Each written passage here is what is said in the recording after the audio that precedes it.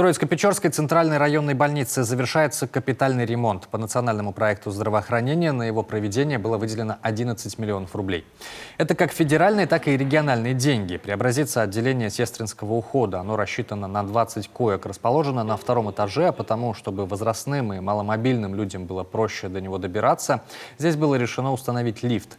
К слову, обновился не только интерьер, но и оборудование и автопарк. Совсем скоро жители Троицко-Печорского района смогут оценить проделанную работу.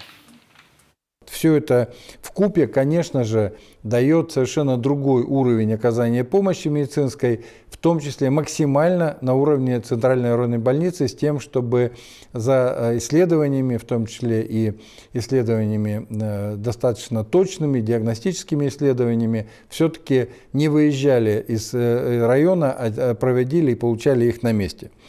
Поэтому и впредь районное здравоохранение было и будет в приоритете правительства республики.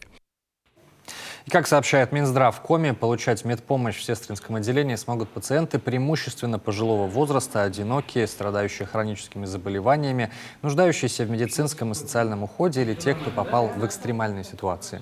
А на третьем этаже, где сейчас временно находится сестринское отделение, будет размещен дневной стационар при поликлинике.